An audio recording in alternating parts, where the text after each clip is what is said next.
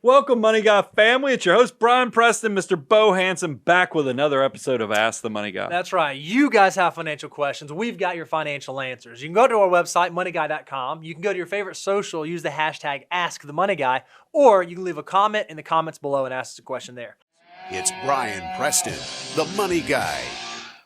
So, Brian, this is a question we get all the time from friends, family, clients, colleagues. And it generally goes something like this. Hey, I know I've got to make a selection on both my auto as well as my home insurance.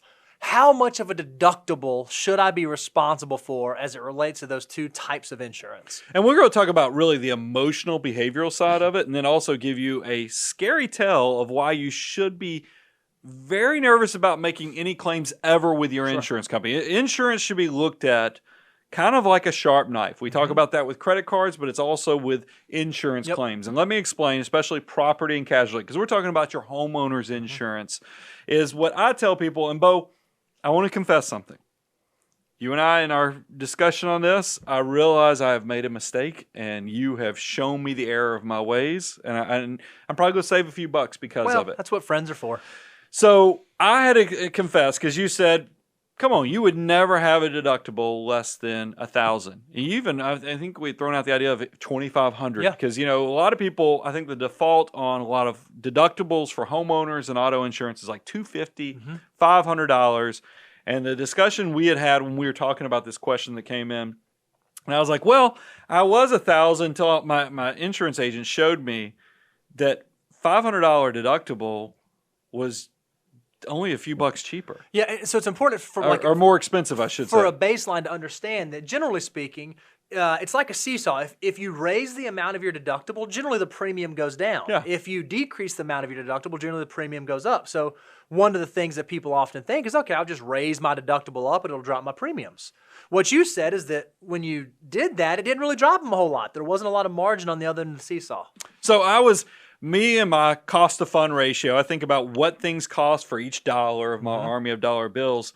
I made a mental mistake that I think the insurance industry was taking advantage of. Is I was equating that, well, that is $500 deductible versus $1,000. That's like twice as big, and it wasn't much savings, so the cost of insurance was actually a lot deal. less, yeah. Here's the problem, and this is where you corrected me. Would I ever file a claim on anything less than $1,000, $2,500? And it all depends upon realize everybody's going to have a different number. You have to know your own personal finances. But for me and my own current personal finances, based upon this discussion, I ought to immediately go to $2,500. Yep. Because I'm not going to go make a claim. At a minimum, it ought to be $1,000 for most people who have a decent income, is because you're just not going to go make a claim. And the reason you're not going to go make a claim on your insurance is, Bo, tell them about, we had a client experience with some teenage children. Yeah, this client has three children, two of which were driving. Well, within a very short time, one of the partners in the relationship, I won't say if it was the husband or the wife, but one of the partners in the relationship got in a car accident. Very soon after, the young son backed into the daughter's car in the driveway, and the daughter also had a moving violation. So there were 3 infractions in a very, very short amount of time, all of which caused damage to vehicles. Well, this client said, okay, well, I've got the auto insurance. It's the reason I carry it. So I'm going to go, it's only a couple $100 here, $100 there, $100 there, but it adds up to a couple thousand. I'm just going to go file claims for all of these so the insurance company will step in and fix the automobiles. And the rest of the story? The insurance company then called him and said, no way, no how, we are going to drop you. You are now uninsurable. So then he had to look at a different insurance company, and what he had been used to paying in a premium, his new premium was now double that amount for the only insurance company that would write his family insurance. So this is why when I say that homeowners insurance should be treated like a sharp knife, and the fact that, yes, you want to have coverage, you want to have catastrophic protection. If you bump into the garage and scratch the car, more than likely, unless you knock down the house while you're bumping the garage, you're going to file your own, you're going to just self-insure this thing. So that's why you want to have a deductible of $1,000 or maybe even more if you can financially afford it, if you're keeping lots of liquidity and cash reserves. Because you're just not going to file this claim because that is and I hear that all the time, is that if you make a bunch of minor little claims, your insurance company has the right to just straight up drop you. And then that will now be dragged around by you as you go to other insurers and try to go get more coverage.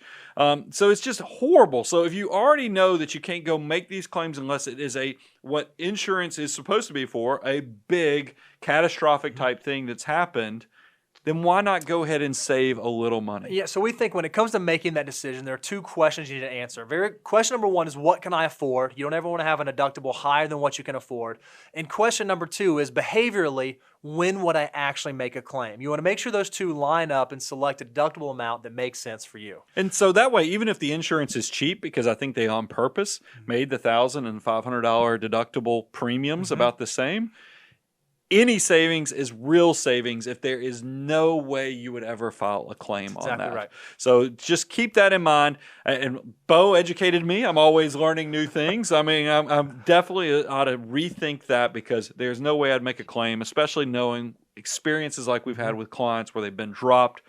Don't make a claim. It's one of those measure twice, cut once. Better not make a claim unless you've really thought through what that means. This was a great question. If you have a question, you can go out to your favorite social, use the hashtag #AskTheMoneyGuy. You can go to our website, moneyguy.com, or you can leave a comment in the comments below. These are great questions. Keep them coming. Money Guy team. Oh.